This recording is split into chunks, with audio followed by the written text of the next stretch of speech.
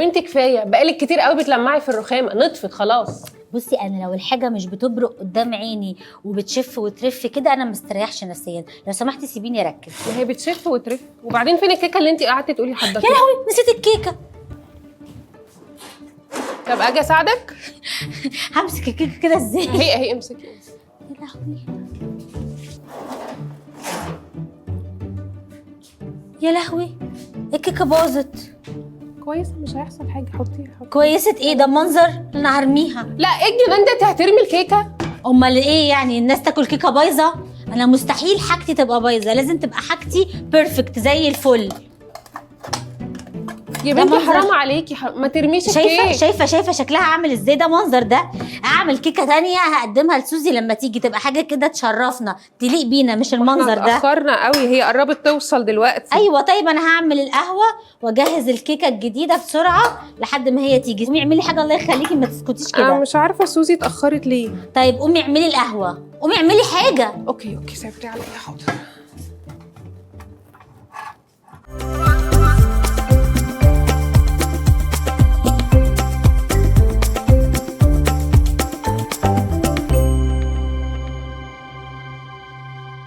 منورانا يا سوزي. ميرسي يا ساره. الحمد لله على سلامتك يا حبيبتي. بتعملي ايه ساره النهارده؟ معلش انا هعمل كيكه تاني علشان صدقيني كنت عامله لك كيكه كانت خطيره بس للاسف باظت، فمضطر اعمل لك واحده تاني بسرعه. كنت احب اشوفها، كان ممكن نعالجها باي طريقه على فكره. لا لا لا لا ما لا, لا. تحاوليش، انا حاولت معاها كتير. طب لو سمحتي بس هتضغطيني. انا بساعدك. هتزروطي الدنيا. الله يخليكي مش عايزه مساعده. شكرا. بصي انا بحاولت اساعدها بس هي اللي رافضه مساعدتي تماما. ايوه انا ملاحظه ان طول الوقت عايزه تساعديها هي مش موافقه. لا ما هي مساعدتها هتموتني. هي اجيب دي لك واحده. الدقيق طيب؟ لا شكرا ما تجيبيش، انا هجيبه.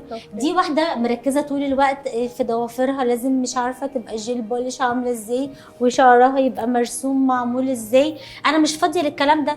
انا بهتم بشكلي ولازم ابقى مهندمه ومرتبه يا ستي على راسي، بس في حاجات تانية في الحياه مهمه. لازم البيت يبقى متوضب، لازم تبقى العيال مرسومه كده وهي نازله رايحه المدرسه. يعني هي دي الحياه، مش المفروض تبقى الست هي ست الكمل اللي حياتها كامله ومظبوطه. لا هي مش دي الحياه، يعني مش معنى كده ان انا انسى نفسي وما اخدش بالي من نفسي واعمل شعري والبس كويس، اعمل ضوافري، يبقى كل هم البيت بس والنظافه بتاعت العيال. طب انت ايه رايك في اللي انا وهي بنقوله ده؟ يعني انا بتكلم انه الحياه تبقى كلها كامله وهي بتتكلم ان الشكل بس يبقى كامل. يعني هي ايه الكماليه اصلا؟ كانه كل واحده فيكم شايفه الكماليه بطريقه وعايزه تكونها، وانا شايفه دبانه وعايزه اشيلها برضه. معلش انا هجيب بيرسول دلوقتي ولا وارش بس يهمك لما نخلص. ولا يهمك. شفتي حتى النظافه ما منعتش الدبان يدخل عادي، في حاجات حرام بتبقى عليك، خارجه عن ارادتنا. حرام عليكي هتعلي ضغطي اكتر من كده. ايه ارجوكي. انتوا عارفين انتوا بتعبروا عن بنات كثيره جدا ازاي؟ جدا، وانا كنت كده برضه. الكماليه دي حاجه مهمه قوي في حياتنا، كانه هي هويتي. احنا اتربينا كده، يعني اتربينا انه البنت لازم تبقى شيك وشاطره وكامله وبتسامح وبتضحي وبتعمل كل حاجه للي حواليها وبتذاكر وشاطره في شغلها والحاجات اللي في مطبخها فله. لازم كل حاجه لازم، لدرجه ان احنا بنشوف ان دي ميزه احنا ما نقدرش نتنازل عنها. طب ما هو ايوه، ما هو الحياه من غيري كده انا بحس انها يعني ما بقتش حياه. ما هو انا لازم انا اللي اعمل كل حاجه بنفسي. انا لو ما عملتش الحاجات بنفسي مين هيعملها؟ لا بس انت ناسيه نفسك.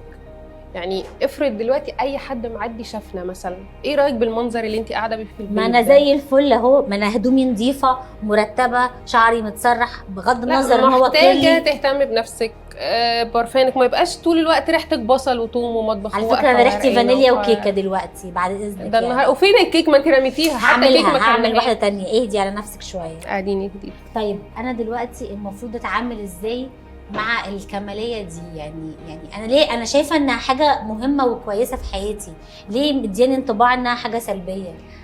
فهي فيها جانب كويس قوي، لكن فيها جانب. لو سالتك يا ساره حاسه بايه دلوقتي؟ حسيتي بايه قبل ما اجي لما بتقولي لي في كيكه وطلعت بايظه ورميتيها؟ حسيتي بايه؟ اكيد حسيت بالفشل. ازاي يعني؟ حاسه ان انا فاشله، حاسه ان انا مش كامله كفايه، حاسه ان انا اكيد هيطلع شكلي وحش قدامك. بصي هقول لك على حاجه، انا مثلا ببقى عامله عزومه لازم قبلها بيومين 3 افضل اجهز في الاكل وفي الاصناف اللي هعملها، لازم تبقى السفره كده بتشف وترف. اول بقى ما الناس تيجي افضل اقول لهم معلش انا اسفه، احتياطي كده، بتاسف احتياطي، اصل الرز اكيد ما كانش مظبوط، اصل الفراخ اكيد التتبيله ما اتشربتش قوي. لازم اطلع عيوب في اللي انا بعمله قبل ما حد يقولك على حاجه غلط اكون انا احتياطي بقى كل نفسك قبل ما حد ياكلك. ايوه بالظبط كده فعلا. فانت متوتره جدا وخايفه من النقد جدا، فانت بتعملي الحاجه كده لانك خايفه انا هحكم عليكي ايه لو جيت لقيت الكيكه مش مظبوطه زي ما انت عايزه. دي مصيبه سوداء، كاني جاي افتش عليكي. ايوه. ليه بقى ده؟ علشان محور حياتها، عشان هي مش مركزه غير في الكيكه تطلع كويسه، غير في الاكل يطلع بيرفكت، غير طب باقي علاقاتها، دنيتها بجوزها، باصحابها، باولادها، هي مش مركزه في شغلها مثلا. يعني انا لما بروح المكتب، انا اول واحده بتروح المكتب، اخر واحده بتمشي، ما ينفعش تبقى تاسك انا ناقصه. لما احب اشتغل مش بثق قوي انه اي حد يشتغل، لازم اشتغل كل حاجه بايدي عشان اضمن انها تطلع بيرفكت للنهايه، لانه بحس انه لو انا ما عملتهاش، او لو انا ما عملتهاش يعني بايديا، ممكن تطلع غلط. قولي لي بتبقي حاسه ايه يا نوره لما بالانجاز بحس ان انا انجزت حاجه وببقى مبسوطه، بس لو اقل حاجه صغيره بقعد الوم نفسي كتير قوي ان انا ما عرفتش اعملها، كان ينفع احاول مره تانية. ولو حد جه قال لك كذا ناقص في شغلك بعد كل اللي انت بتعمليه ده هتحسي بايه؟ في ثوره بتبقى جوه ان انا ببقى بذلت مجهود كبير، بس بقعد الوم نفسي، مش بلوم يعني، واقعد ادور على الحته فين الحته اكيد انا قصرت فيها. فانا يهمني قوي تقدير الناس للي انا بعمله، وفي نفس الوقت خايفه اكون مقصره، فانا بجلد نفسي طول الوقت عشان انا لازم اعمل كل حاجه كامله علشان ما يكونش في اي نقد، فانا خايفه من النقد. انا بعمل ده لاني خايفه، وده بيجي على وقت. يعني ممكن ما انامش عدد ساعات طويله، او اخد حقي في النوم علشان اقوم بدري اعمل شعري، اجهز لبسي، اعمل حاجات معينه كده بروسس قبل ما انزل الصبح علشان ابقى نازله بيرفكت، يعني ما بقاش ناقصني اي حاجه. والشغل برضه يعني ممكن اقعد عدد ساعات اطول واقعد ابذل مجهود كتير قوي، كان ممكن اقسمها على ناس تانية، لكن لا، مش بثق في حد، لازم اكون بكمل ده للاخر، حتى ده لو هيجي على حساب راحتي. انا عندي كمان مشكله بقى في احساسي بالذنب الرهيب طول الوقت.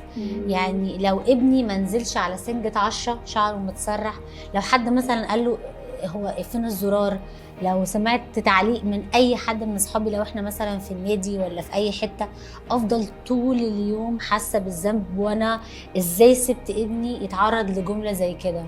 لدرجه حبيبي ان الولد بقى زيي، انا ما بقتش عارفه اعمل ايه، بقى طول الوقت قلقان، طول الوقت خايف ومتوتر ان انا ممكن اقول له حاجه تضايقه. يعني انا حتى اثرت ده على العيال. طبعا لان هو شايفك انتي متوتره جدا من حاجه هو كمان بيتوتر منها. يعني ولادنا بيتعلموا من اللي احنا بنعمله اكتر من الكلام اللي احنا بنقوله، فهو شايفك انتي كل حاجه لازم تبقى كامله، ما حدش ينفع ينقدنا، هو كمان مش قادر يقبل النقد وعايز كل حاجه تبقى كامله، والا بيشوف انه عنده مشكله. طب معلش انا اسفه، معلش مش عارفه اركز، ممكن معلش الم الدنيا عشان طيب الدبان والحاجات، بس من غير ما نبهدل. لا ما بالراحه نلم بس الحاجات. طب انا عايزه اقترح عليكم حاجه. اتفضلي. مش هنلم الحاجات، احنا هنقعد نكمل. هنسيبها كده؟ هنسيبها كده. مش هعرف اركز. لا هتركزي معايا، هتجربي. استحملي التوتر شويه بتاع ان الحاجه قدامك مش زي ما انت عايزه للاخر، زي ما انا مستحمله ان في دبانه قاعده هشها كل شويه. استحملي انه مش كل حاجه زي ما انت عايزه، وانا مش هنقد لان انا موافقه على اللي بيحصل ده، بس انا مش موافقه عشان انت اتعودتي على ده، عشان هي تعالي نجرب حاجه تانية. الكنترول بيفلت من ايدينا، يعني عارفه لما تحسي ان انت كل حاجه تحت ايدك، او انت عارفه تحركيها او تسيطري عليها، فانت راسمه بلان بنمشي عليها، فلما طلعت بره السيطره بالظبط، فانت لا، الموضوع انا بقى مقدره توترك، بس ايه رايك تقعدي؟ مش عارفه بجد. جربي. طب مش هناكل كيك كده في الاخر؟ مش هتعمل لنا كيك؟ هنعمل كيكه، بس قولي لي حاسه بايه دلوقتي لما انا قلت لك هنستحمل ان الحاجات مش زي ما انت عايزه بالظبط؟ في توتر شويه صح؟ متوتره جدا وحاسه انت قهرتيني كده، عارفه بسطتيني. انا اسفه. الموضوع ده محتاج ان انا ابتدي اجرب حاجه جديده.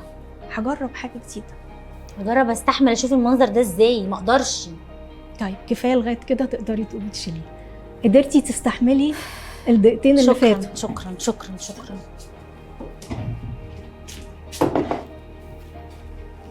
ما تقومي تشيلي معايا حاجه. يا ستي غاويه تعب طول الوقت، انت مش عارفه.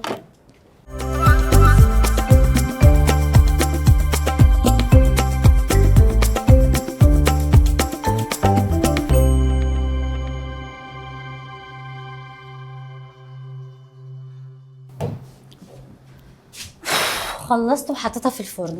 برافو عليكي يا ساره، شكرا انك تعبانه عشاني. لا خالص، انا مبسوطه اني هشوف الكيكه بتاعتك وهدوقها. وانا كمان صدقيني. يا رب بس ناكلها في الاخر ما تترميش هتاكليها.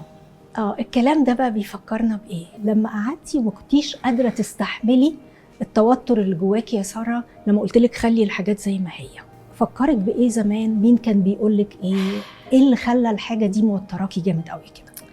يعني هو انا اتربيت في بيتنا كده انه ماما كل حاجه بالشوكه والسكينه، فلما كان اي حاجه غلط بتحصل كنت الاقي لوم وعقاب شديد قوي لو الحاجه مش في مكانها بالظبط، مرصوصه رص، كأن البيت يعني تدخلي كده تحسي انت في متحف تتفرجي على طابلوهات وانت ماشيه في الشقه. فانا كبرت على انه هو ده الصح وهو ده الطبيعي وده طبيعي. او كمان ما كملتش يعني الحاجه، يعني عند برضو في البيت الاكل اتعمل دلوقتي، خلصنا اكل فالمواعين تتغسل دلوقتي، لازم تترص طبعاً. وتترص دلوقتي. أيوة طبعاً. يعني ما ينفعش نقعد بعد الغدا مثلا نرتاح شويه او نشرب حاجه، لا احنا خلصنا الحاجات تتشال تتغسل وبعد كده تتشال، مفيش وقت بريك، ما ينفعش. لا ما ينفعش اصلا، ما يصحش ما يصحش. احنا اغلبنا اتربينا بالطريقه دي يا بنات، عشان كده احنا بنكبر اتبرمجنا على انه كل حاجه لازم تبقى نظيفه وفله، ودي علامه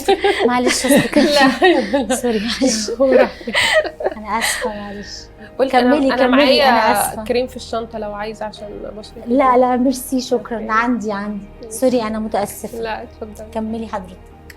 فدايما شايفين الاخطاء. انا مش قادره استحمل ان يبقى في حته على الترابيزه مش نظيفه، لازم انضفها على طول.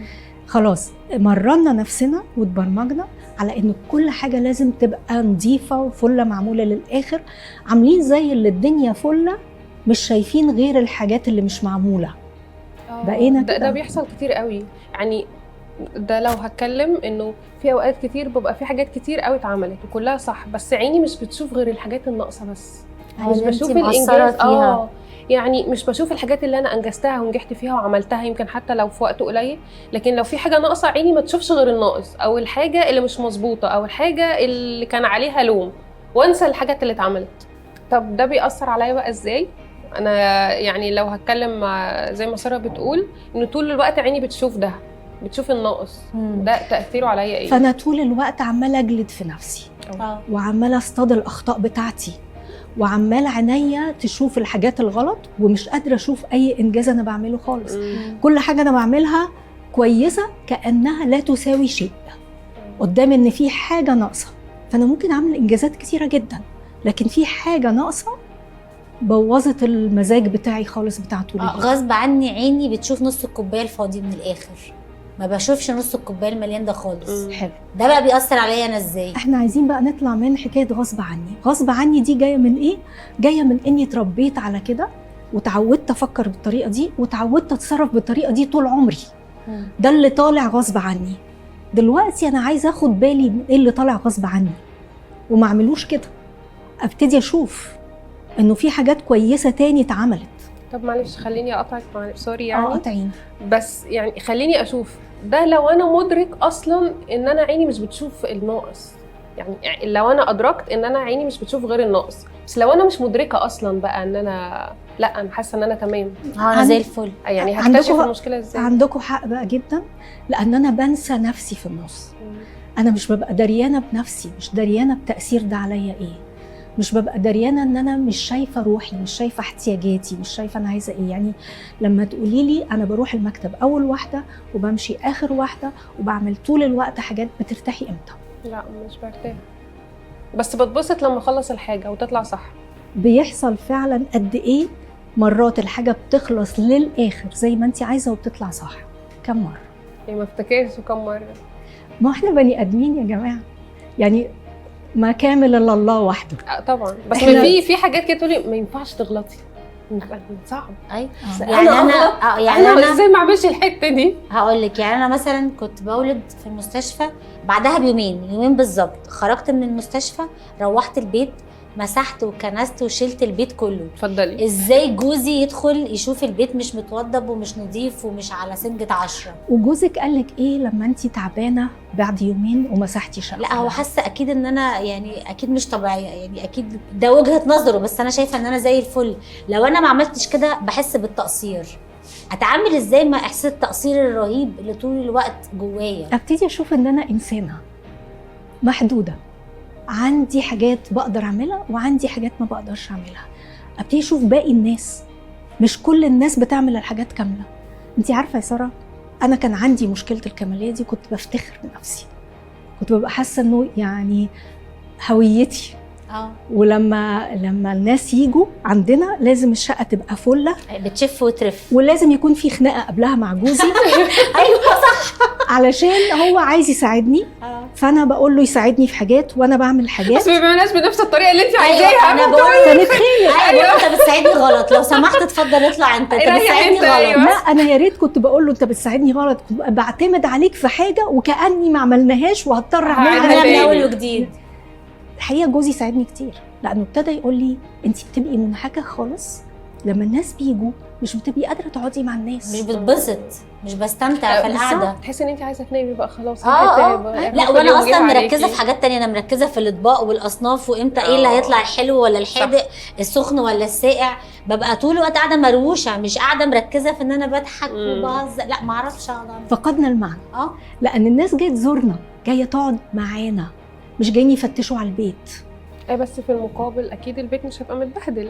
انت عارفه بقى ان انا اتعلمت من واحده صاحبتي ان هي كانت عاديه، فانا كنت اروح لها، انا ما عنديش ولاد، هي عندها ولاد، فنروح نلاقي انه في حاجات معموله وفي حاجات مش معموله، ونساعدها في الحاجات اللي مش معموله عادي ومبسوطه وبنفرح مع بعض.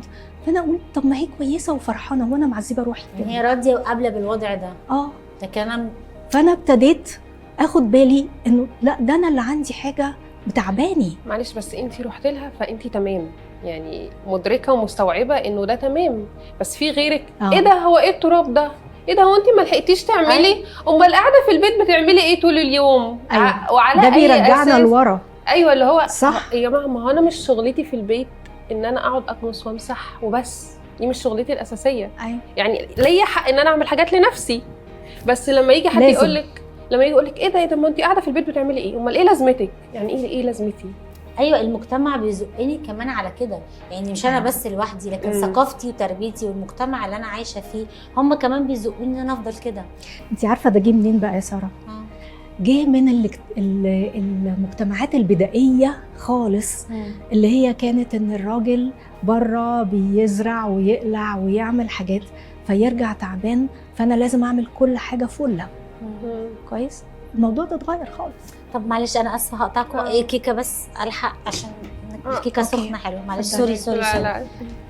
يعني هاخد وقت عقبال، بس معلش انا اسفه براحتك. شكرا. بصي انا عايزه اقول لك هساعدك، بس انا عارفه ان انت مش هتوافقي. شكرا لا خليكي بس اعمل اللي عليا. لا معلش شكرا.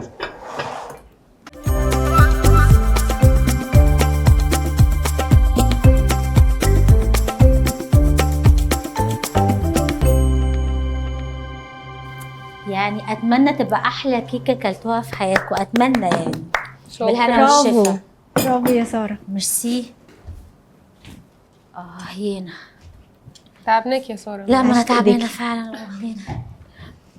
بصي يا سوزي، انا قارنت كتير قوي في حياتي وعديت حلوه قوي بالهنا والشفا، وعديت بان الناس قارنتني انه بصي دي شعرها احسن من شعرك، شايفه دي شعرها ليس. يعني انا قعدت سنين في موضوع ان انا اقبل اصلا ان انا شعري كيرلي، يعني انا قعدت سنين بكوي شعري لان شايفه انه الصح انه البنت تبقى شعرها ناعم، مش فاهمه ازاي، بس مع انها جينات. هي دي البنت الحلوه اللي شعرها ناعم، دي البنت الحلوه الاموره اللي المجتمع قابلها.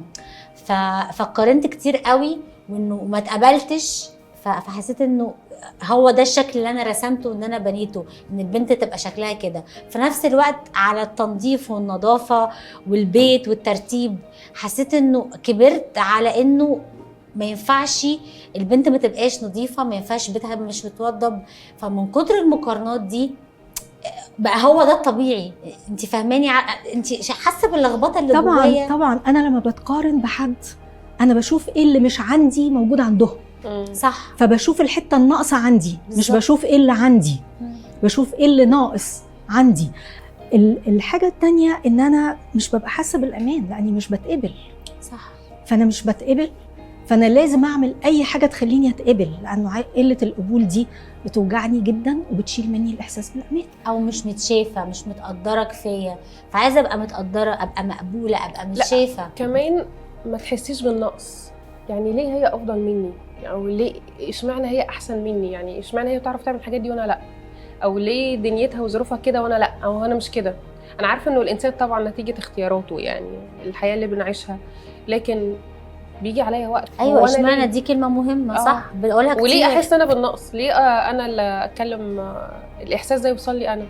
هو الاحساس بالنقص جاي من ايه؟ ان انا عندي حاجه ناقصه عندها كامله بالظبط، مش موجوده عندي. فانا مش شايفه ايه اللي عندي، انا شايفه ايه اللي عندها مش موجود عندي.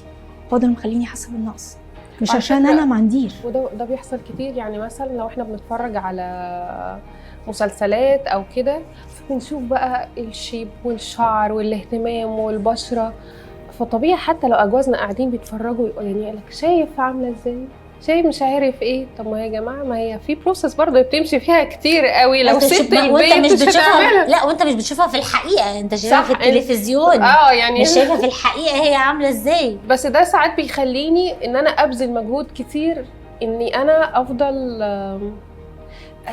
اشتغل على نفسي اكتر. انا مش عارفه ده كاني في سبق عشان ابقى احسن، اعمل دايت جامد قوي علشان اخس، ما اكلش كل اللي نفسي فيه علشان ما اتخنش، يعني اتخلى عن حاجات كتير بتبسطني علشان اعرف اوصل لاقرب صوره زي اللي احنا شايفينهم دول كده، اللي الناس بتقبلها.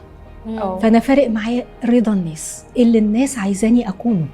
فبعمل عليه مجهود. ويشاوروا يقولوا دي حلوه واموره والدنيا تمام وبرفكت، ويا بختها يا بخته انه اخدها. ايوه طبعا. هو اخد اي بنت. بيوجع قوي الكلام ده طبعا. فانا افضل اقارن نفسي عشان عايزه ابقى زيها، مش عايزه ابقى نفسي. وقارن جوزي بجوزها، وقارن ولادي باصحابهم، وقارن ولادي بزمايلهم في المدرسه. ابتدينا ان انا كنت بتقارن، دلوقتي انا بقيت انا اللي بقارن نفسي بالناس، بقارن الناس ببعض. زي ما اتاذيت بقيت باذي بالظبط. بس انا بتاذي برضو، لان انا اتاذيت من المقارنه. وانا لما بقارن نفسي باي حد انا بتاذي، لان انا مش بشوف اللي عندي، انا بشوف اللي مش عندي. فلما بقارن نفسي باي حد انا باذي نفسي. ولما بقارن جوزي بجوزها انا باذي جوزي. ولما بقارن عيالي باصحابهم انا باذي عيالي. فانا المقارنه هي دايره اذى.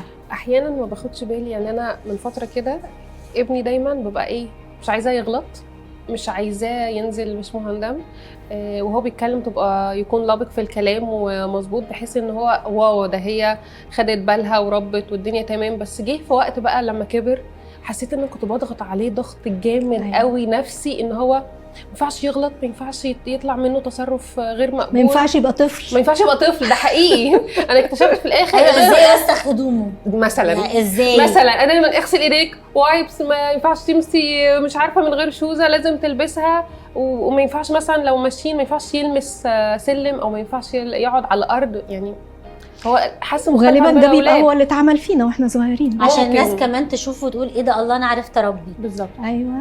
بس انا ما كنتش اعرف انه ده هيأثر بقى تأثير على ابني بالضغط النفسي. ما اعرفش بقى يعني، لان انا اتبرمجت برضو ان هي دي التربيه، هو ده الادب، هو ده اللي هيخليه يتعلم ويبقى كويس. عشان لما يقارنوه باي حد تاني يقول لك هي عرفت تربي وبرافو عليها، ما اهملتهوش. عشان لما يقارنوا، اصلا المقارنه دي اساءه.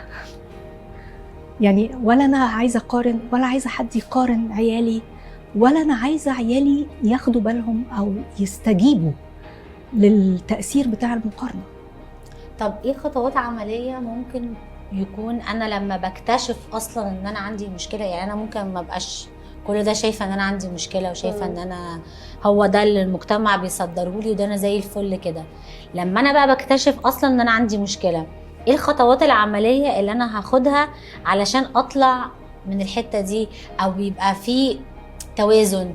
يعني ابقى ست عاديه، يعني ابقى ست طبيعيه. ايه اللي يخليني ابقى ست طبيعيه، وايه الخطوات اللي تخليني ابقى بني ادم عاديه؟ خلينا نقول في وسط المجتمع الشرقي اللي احنا عايشين فيه، لانه ان انت تعيشي بالمبادئ دي او بالطريقه دي هيبقى صعب عليكي انت، عشان هتبقي مختلفه وهتاخدي طبعا مجد ولوم. فمعلش سؤالين في سؤال. اوكي. انا الاول انا هدفع ثمن الاختلاف عشان هو ده الصحي. فانا الاول هشوف ان انا عندي مشكله، هشوف ازاي ان انا عندي مشكله. انا متوتره طول الوقت، انا قلقانه على طول، انا مش قادره ارضى، اي حاجه بعملها مش بترضيني لاني حاطه مقاييس عاليه جدا فمش بوصل لها، مش بوصل لحاله الرضا، فانا متوتره طول الوقت. ممكن يجيلي اكتئاب، مش واخده بالي من احتياجاتي انا.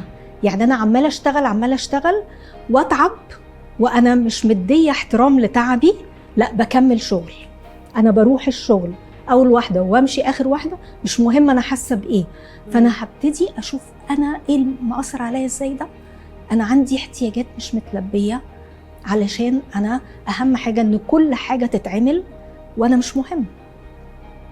فانا بلاقي نفسي متوتره جدا، قلقانه جدا، ممكن اوصل لاكتئاب، مش شايفه نفسي ولا احتياجاتي ولا دريانه بجسمي وانا محتاجه ايه، محتاجه راحه مش محتاجه راحه، مش موجود عندي. طب ايه؟ طب انا اسفه، طب ايه الخطوات العمليه بقى عشان انا اتعافى من ده؟ اعمل ايه يعني؟ اعمل ايه عشان اتعافى بقى من الدايره طب نكمل دول. طب معلش انا يعني دلوقتي هو انا باين ان انا متوتره قوي، انا اسفه. طب سوري مهم، انا مبسوطه انك عايزه تعرفي هتعملي يعني ايه. يعني اكتشفت ان في مشكله، فنفسي ابقى احسن، نفسي ابقى اهدى، نفسي ما ابقاش قاعده بفرك كده طول الوقت وانا قاعده. بس في الاول انا محتاجه، يعني انا مبسوطه ان انت وصلتي للحاله ان انت شايفه ان التوتر اللي انت فيه ده، انت خليتيني اخد بالي من حاجه ما كنتش واخده بالي منها. من حقك تطلعي منه، يعني التوتر اللي انت فيه ده من حقك تطلعي منه. لما الاقي نفسي فارق معايا قوي رضا الناس ورايهم ومقارنتهم اكتر من الحياه الصحيه ونفسي وعيالي واحتياجاتنا الطبيعيه، لازم اقف هنا واقفه مع نفسي. اقف اعمل ايه بقى؟ اقول انه انا عندي مشكله. اوكي، يبقى الاعتراف، يبقى اول حاجه اعترف واشوف ان انا عندي مشكله، واشوف المشكله دي مسببه لي ايه.